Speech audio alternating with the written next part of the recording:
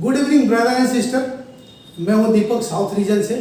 आज आपके सामने मैं कुछ वचन लेकर के आया हूं जो शेयर मैं आपसे चाहता था कि शेयर करने के लिए। आइए हम सीधा वचन में जाते हैं। प्रेरितों काम 20 में देखेंगे 28 से 31 तक। इसलिए अपनी ओर पूरे झुंड की चौकसी करो जिसमें पवित्र आत्मा ने तुम्हें अध्यक्ष ठहराया है कि तुम परमेश्वर की कलीसिया की रखवाली करो जिसे उसने अपने लहू से मोल लिया है। मैं जानता हूं कि मेरे जाने के बाद फाड़ने वाले भेड़िए तुम में आएंगे जो झुंड को न छोड़ेंगे। तुम्हारे ही बीच में से भी ऐसे मनुष्य उठेंगे जो चेलों को अपने पीछे खींच लेने को टेढ़ी मेढ़ी बातें कहेंगे। इसलिए जागते रहो और स्मरण करो कि मैंने 3 वर्ष तक रात दिन आंसू बहा कर हर एक को चितौनी देना ना छोड़ा। मैं भाई बहनों, हम ये देखते हैं यहाँ पे वचन बताती है, पवित्र शास्त्र बताती है कि अब हम अपने नहीं हैं। यीशु मसीह ने अपने लहू से हमें मोल लिया है। यीशु मसीह ने अपने लहू से हमें मोल लिया है और यहाँ पे बता रहा है कि हमें यीशु मसीह की भेड़ों को और यीशु मसीह की कलीसिया की हमें रखवाली करना है। क्यों इन्होंने ऐसे बोला है कि हमें यीशु मसीह के भेड़ और उनकी कलीसिया की रखवाली करना है और हम अपने नहीं बल्कि अब हम यीशु मसीह के हो गए हैं क्योंकि उन्होंने अपने लहू से हमें मोल ले लिया है। इसलिए यहाँ पे बता रहा है कि लिखा है कि मैं जानता हूं कि मेरे जाने के बाद, यहाँ पे बता रहे हैं कि मेरे जाने के बाद भेड़िए आएंगे और झुंडों पे हमला करेंगे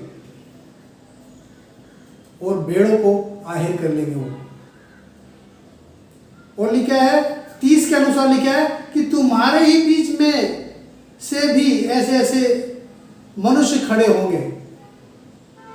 लिखा है कि ये जो भेड़िए है, लिखा है ये बाहर से नहीं आएंगे, ये तुम्हारे ही बीच में से खड़े होंगे और चेलों को अपनी ओर खींच लेने के लिए वो टेढ़ी मेढ़ी बातें बोलेंगे। यहां पे ध्यान देने वाली बात है कि लिखा है कि वो यीशु मसीह की ओर चलाने के लिए नहीं, वो अपनी ओर खींच लेने के लिए टेढ़ी मेढ़ी बातें करेंगे। भाई बहनों, कई बार हमें ऐसा लगता है कि नहीं वो भी मसीह है। मैं आपको बताना चाहता हूं, अगर वो जो हमारे चर्च में पहले थे अगर वो छोड़ के चले गए, क्यों चले गए? अगर वो मसीह है वो क्यों छोड़ के चले गए? अगर वो सच्चा इंसान था, अगर वो सच्चा इंसान थे तो क्यों छोड़ के चले गए? क्या यहाँ पे यीशु मसीह नहीं है? क्या यहाँ पे वो वाला बाइबल नहीं है? क्या उनका बाइबल अलग है, हमारा बाइबल अलग है? अगर वो सच्चे थे तो छोड़ के क्यों चले गए? वो इसलिए चले गए ताकि वो अपनी मनमानी करे और चेलों को, यीशु मसीह का चेला नहीं बनना, वो अपना चेला बनाने के लिए अब चेलों को अपने पीछे खींच रहे हो। वो नहीं चाहते कि लोग यीशु मसीह के पीछे चले। वो अपना चेले बनाने के लिए लोगों को अब खींच रहे हो। इसलिए यहाँ पे लिखा है कि हमें इस टाइप के जो लोग होते हैं वो भेड़िए वाले काम करते हैं, जो भेड़ों को चोरी करके और भेड़ों को तितर बितर कर देते हैं। इसलिए हमें यहाँ पे पवित्र शास्त्र बताती है कि इस टाइप के जो लोग होते हैं वो भेड़ के भेष में वो भेड़िए होते हैं जो अंदर से फाड़ने वाले होता है। लिखा है कि इससे सावधान रहो, अपनी भी चौकसी करो और अपने भेड़ों को भी चौकसी करो, क्योंकि ये दबे पांव आपके घर में आएंगे। इनको पता है कि कब चरवाहा रहता है और कब चरवाहा नहीं होता है। ये दबे पांव शाम को, रात को आपके घर में आएंगे और आपके भेड़ों को आहिर करके लेके जाएंगे। और ये भेड़िए कभी भी चरवाहे पे अटैक नहीं करता, ये चरवाहे पे कभी भी अटैक नहीं करता, ये भेड़ों पे अटैक करता है और ये भेड़ के झुंड पे अटैक करता है, ताकि ये यीशु मसीह से दूर ले जाए। भाई बहनों, हम आपको फिर से हम समझाते हैं कि ऐसे कुछ लोग थे जो हमारे संगति में थे, लेकिन अब वो नहीं है, वो अब चले गए। अब वो अपना ग्रुप बना करके वो अब चेलों को घर में जा रहे हैं और अब चेलों को बरगला करके अपनी ओर खींचने की कोशिश कर रहे हैं। वो यीशु मसीह के चेले नहीं बना रहे हैं, वो अपना चेले बना रहे हैं। वो चाहते हैं कि लोग उनको फॉलो करें, क्योंकि अगर वो चाहते कि यीशु मसीह को फॉलो करे तो वो हमारे बीच में होते, वो हमारे साथ होते, लेकिन वो खुद यीशु मसीह के फॉलो नहीं करते और ना वो चाहते कि लोग यीशु मसीह को फॉलो करें। इसलिए वो यहाँ से हट गए और वो लोगों को अपने पीछे खींचने की पूरी ताकत लगा रहे हैं। वो घर घर जा रहे हैं गुरु बना करके।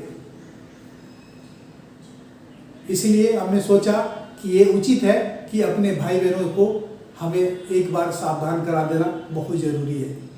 ये मैं नहीं कह रहा हूँ, ये पवित्र शास्त्र में लिखा है कि अपनी चौकसी करो और अपने भेड़ों की भी चौकसी करो, क्योंकि तुम अब अपने नहीं हो, मसीह ने अपने लहू से हमें मोल ले लिया है। इसलिए हमें मसीह के पीछे चलना है और उन भेड़ियों से अपने भेड़ की रक्षा करना है। भाइयों, ये हमारा पहला पॉइंट था। अब हम चलते हैं दूसरे पॉइंट की ओर बात करते हैं। आइए हम मत्ती में चलते हैं।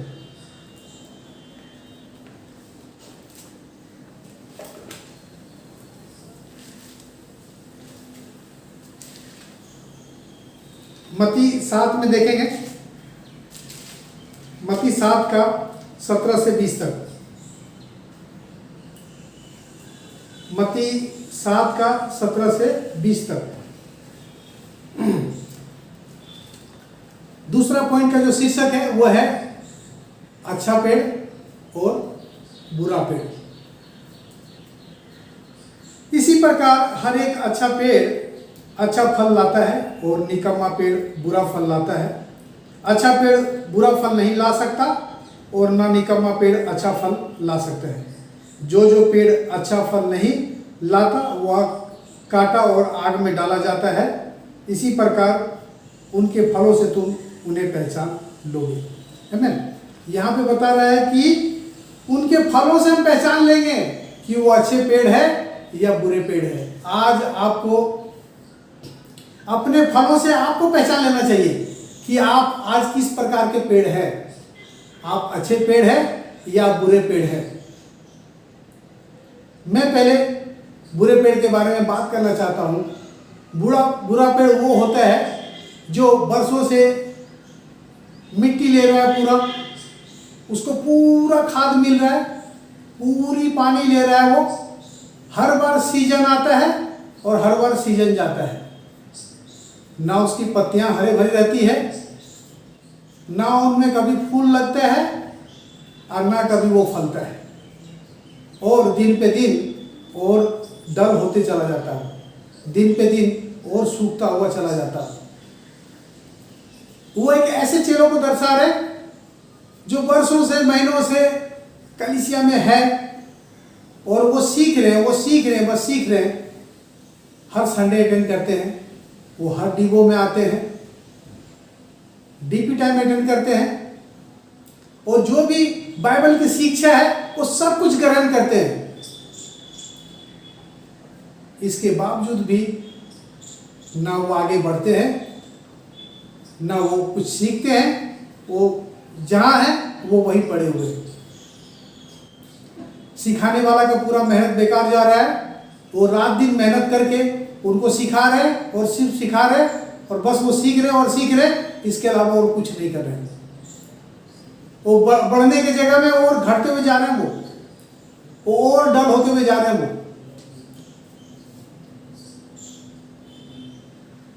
भाइयों बहनों, बाइबल में लिखा है कि ऐसे पेड़ जो फलता नहीं, जो फूलता नहीं, वो लास्ट में लिखा कि वो आग में झोंका जाएगा। वो इसी तरह से अगर आप परमेश्वर में हैं, अगर आप परमेश्वर में हैं, अगर आप आगे बढ़ नहीं रहे, आप फूल नहीं रहे, आप फल नहीं रहे, आप कुछ कर नहीं रहे, तो आपको कुछ भी परमेश्वर से हासिल होने वाला नहीं है।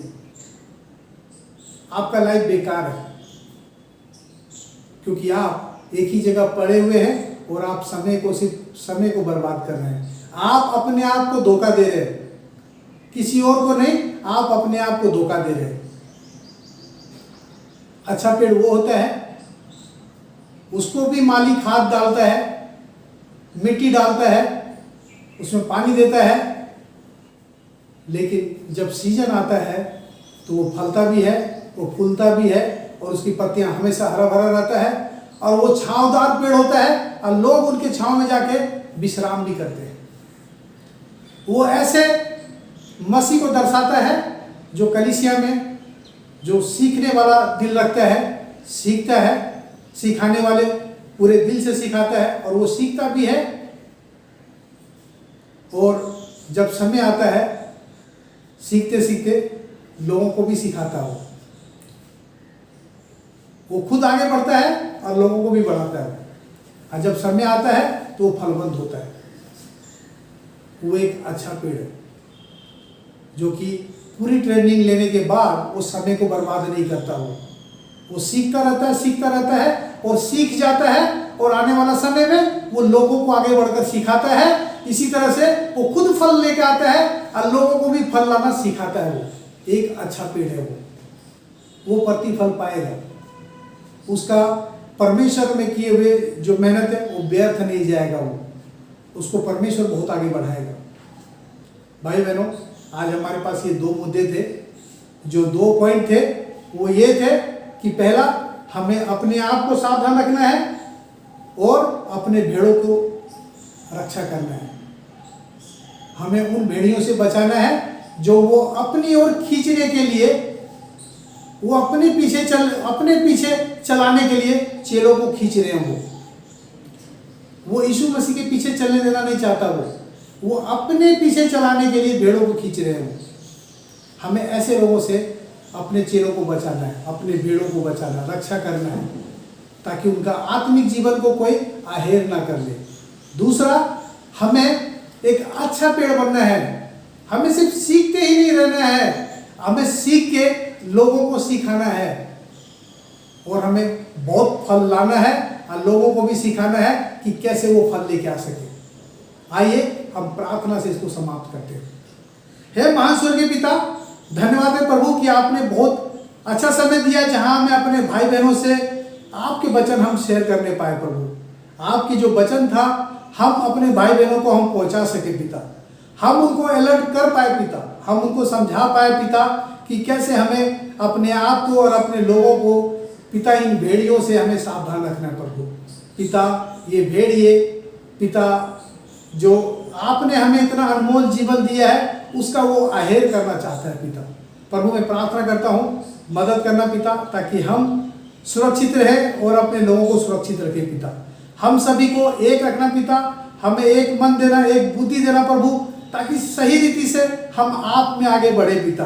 और बहुत सारे ऐसे लोग हैं संसार में जो भटक रहे हैं पिता, हम उन्हें आपकी ओर फेर लाए पिता। मदद करना प्रभु, हम लोग को अगुवाई करना पिता, ताकि हम सब मिलकर आपको महिमा दे सके। ये सब कुछ आपके हाथों में देता हूँ, और ये प्रार्थना आपके प्यारे पुत्र यीशु मसीह के नाम करता हूँ, आमीन।